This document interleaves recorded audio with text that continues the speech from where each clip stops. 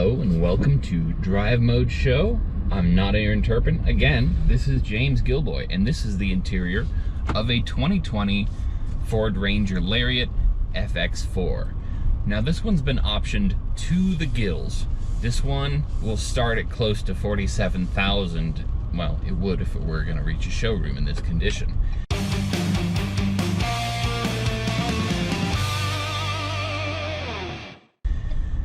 Now, I'm going to pretend that this doesn't have the $2,000 black appearance package or the $1,000 fitted bed cover and treat this more as a $44,000 truck for the sake of this review.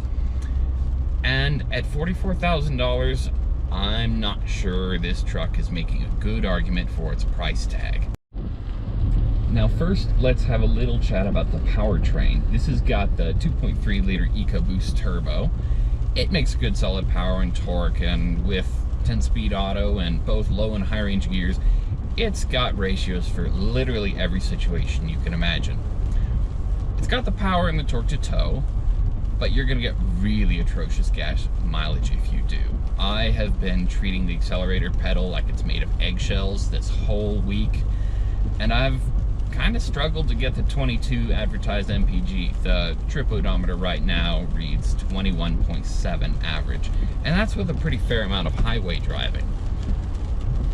If you use the radar guided cruise control, it's a bit heavy footed, and you're probably not going to see the advertised 24 MPG highway, so you're going to have to use your foot. But let's not dwell too much on MPG, because that's not really what this truck is about. This is an FX4, it's got the off-road package. So that means you get an electronically locking differential, you get selectable low range, 4-wheel drive, high range 4 and 2-wheel drive, all-terrain tires, off-road shocks so you can bounce down the trail, and when you run out of grace there, it's got skid and bash plates as well. Honestly, it does absolutely terrific over the rough stuff, but I don't think that the shock tuning is all that good for the road.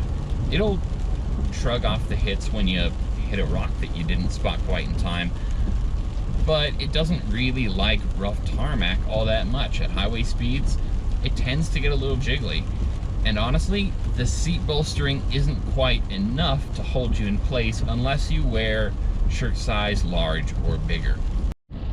And now, because this is a Lariat, those seats are heated, which is a really, really nice luxury to have on a 36-degree rainy morning like this one. They're also trimmed in leather, but I don't think it's very nice leather. It reminds me of some kind of mid-grade faux leathers that I've felt. I also don't really love the textured hard plastic surfaces. They look cheap, they feel like they belong on kids' toys made in China. It just doesn't feel like an upscale product, which is kind of what the Lariat is supposed to be. Now, technologically, the Lariat is not up a creek without a paddle. It's got all the modern safety tech Ford can throw at it. It's got USB ports for literally everybody. But the Sync 3 infotainment system, I'm not a fan of. It's not super responsive.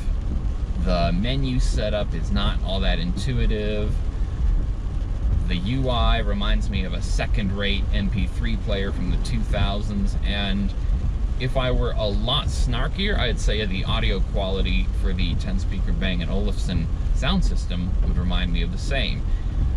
From the factory, the audio tune is super bass heavy, or at least it sounds that way, so you have to scale it way back if you don't want your favorite songs to sound like they're being played on AM radio. So as a package, how does the Ranger Lariat stack up? In my opinion, not super great. It may be new to the US, it only arrived on our market in the late 2010s, but this truck has been sold abroad since 2011, and the Lariat package doesn't do much to hide that.